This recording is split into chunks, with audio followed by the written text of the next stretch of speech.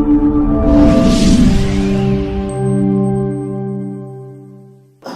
you very much. Good morning, ladies and gentlemen. Thank you, Shafi. It's good to see you after a long time. And I'm delighted to be here to launch this very innovative development. I'm here for several reasons. First, I'm here because as a cabinet secretary in charge of investment, trade and industry, investment in technology, specifically investment in fintech, is very, very, very important.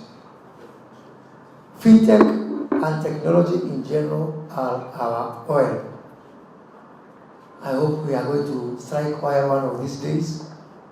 But until we do that, I want to believe that our main potential as a country is our technology and our fintech.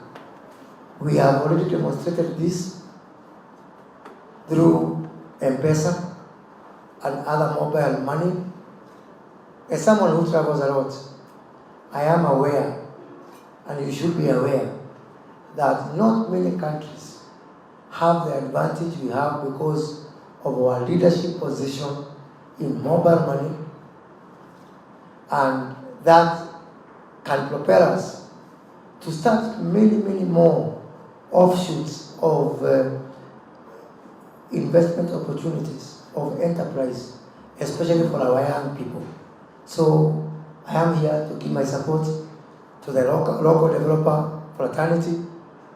Right now, as we speak, all leading tech companies in the world, they are talking to us, they are talking to myself, they are talking to my cabinet colleague, Elio Dualo, they are talking to His Excellency the President, to come in here and tap into our unbelievable pool of talent for tech and fintech. And so therefore, I want to laud Shofar, and I want to tell all the other apps, global apps there, from what I've been briefed by the team, Africa has also come of age. And I'm convinced that this particular app is going to be one of the leading mobile hailing apps in the world.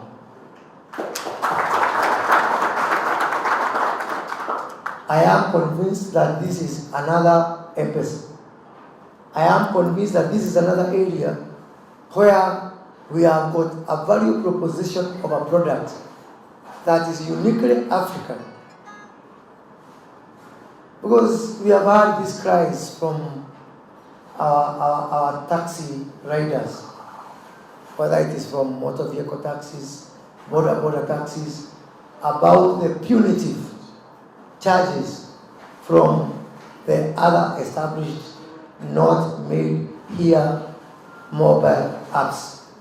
So I see Shofar as a Kenyan product, I see Shofar as an African product, and I see Shofar as a developing market product. The other thing is, when you have a product like this, where it's actually not on commission basis, it is actually on rental basis.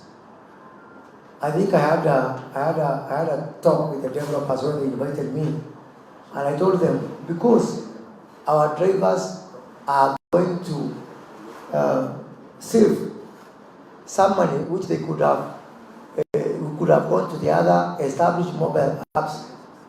I want to see a solution whereby, because His Excellency the President has been very categorical that we need to create a culture of savings. You saw the other day, the courts pronounced themselves on the issue of NSSF. Now we are going ahead from this week to implement the new tariff or the new savings scheme for NSSF that is going to ensure we have an effective savings culture in this country. So in this respect, I want to reiterate what I have already told the developers, that any savings that our drivers make because they are not on those other apps and they are on these apps which helps them to save money. A percentage must be deducted from the riders and converted into a monthly salary. So that the driver, at the end of the month, on top of them having daily incomes, like everybody, they should receive a check for a salary. And that will ensure that even banks will find it easier to lend money to the drivers. Some of them, it is not their vehicles they are riding.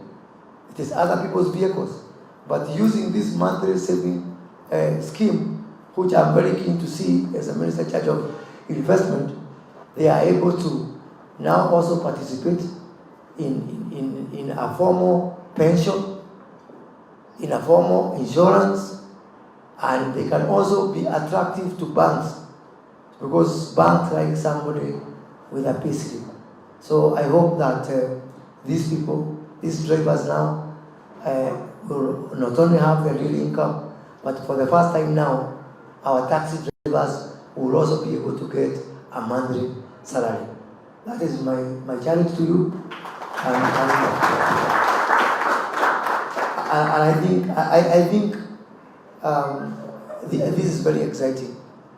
On behalf of the government of Kenya, I want to pledge that we are going to give maximum support, not only to chauffeur, but to all other creators and innovators of fintechs, of technology. And I want to say that we are now operationalizing the Konza Techno City. Within the next few months, a lot of companies will have moved in there. I want to route those international companies like Google, like Amazon, that are taking steps to come here, establish their resource pools here, establish their centers of excellence, the Meta Group as well. So I want to say that the government of Kenya is fully supportive of these companies, and we want to be the leading center for tech and fintech development in Africa. Let me finish by one very important issue. We have received complaints from companies that I talk to that want to invest in this country in area of tech, to build data centers, to build, their operation bases here, and there is particular regulations and laws surrounding data residence and ownership.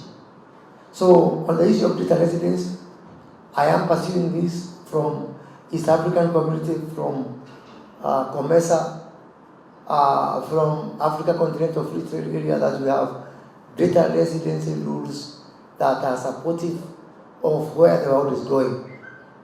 Now the world is virtual. We literally live in the cloud. You cannot say that this data is for this country and that country. So if we have to make progress on the area of digital trade, we have to be more liberal, more flexible, and more innovative in the way we approach the issue of data residency. The other one is on the ownership. We have got this part in our statutes that requires international companies to have 30% local ownership if you are to set up some of the operations like data centers. Ladies and gentlemen, hiyo ni mambo ambayo imepitwa na wakati. That's where the world is coming from.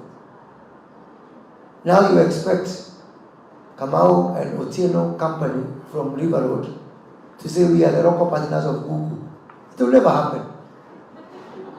So if you are dreaming that Kamau and Otieno Limited from River Road is waiting to be the 30% owner of AWS, that will not happen. So because AWS will not agree. We have the issue of SpaceX, the Elon Musk company, which has always wanted to come here, but because of this rule of 30%, sasa Mr. Simiyu wants to say, mimi ndio partner wa Elon Musk hapa Kenya, mnanijua? No, that will not happen. So let's not lie to ourselves.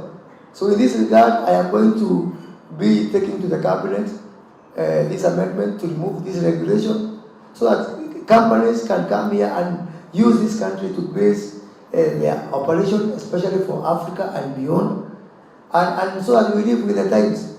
So when I do this, I know SpaceX will be here. Now they have gone to Ghana. AWS want to set up centers. I want to tell AWS, I am changing this law. Come in here. You don't need Kamau and Tino company.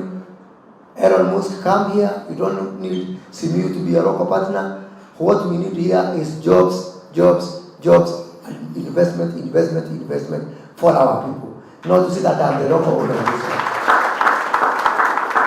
So we need to be bold, and we need to be realistic, and we need to do only that which we can be able to achieve. If any part of our laws is not making any sense, if any part of our laws is not implementable, as a minister in charge of investment, I have said that I have an objective to raise FDI, foreign direct investment, from $500 million currently to $10 billion by the end of this year. I need to achieve my KPIs. I need these companies here. If it needs changing the law, I will change the law. If it needs whatever needs to be done, because we need investment to create jobs, we cannot continue to playing music to this issue of poverty and employment. Part of it is on fintech, but the laws as they are not supporting my objective. And I am going to take my case to cabinet. I'm going to take my case to parliament so that we can have an environment that's conducive, not only for local developers as SHOP, but also for international companies like Google, like Amazon, like Meta Group to come here, position their data centers here. I am going to do whatever it takes to be able to attract this investment.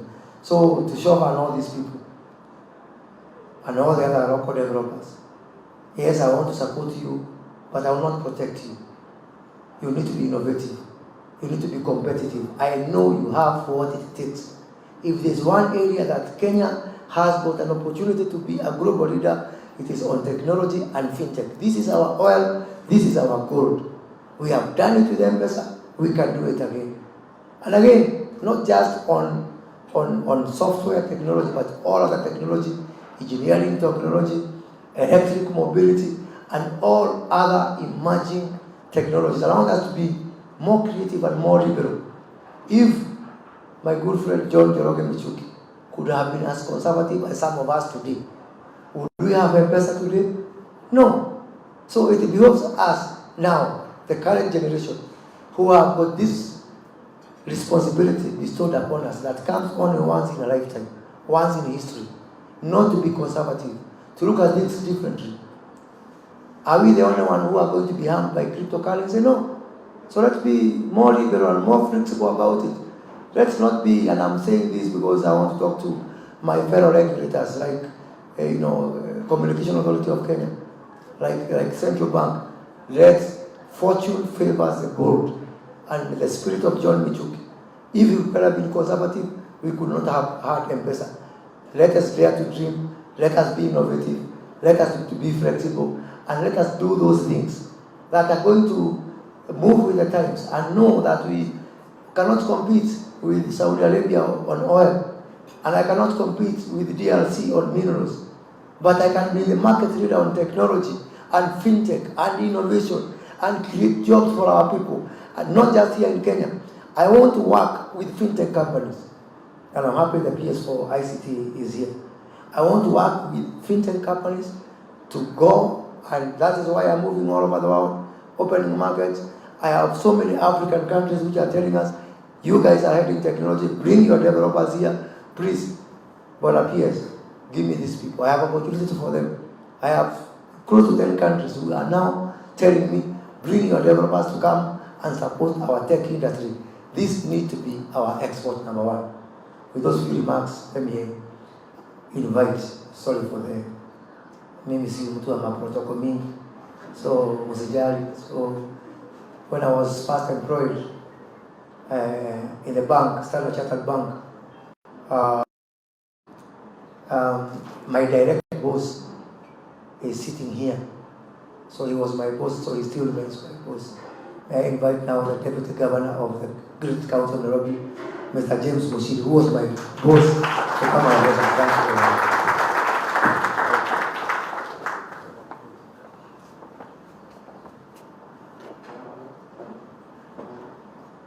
Good morning, everybody. CS Honorable Moses Kuria.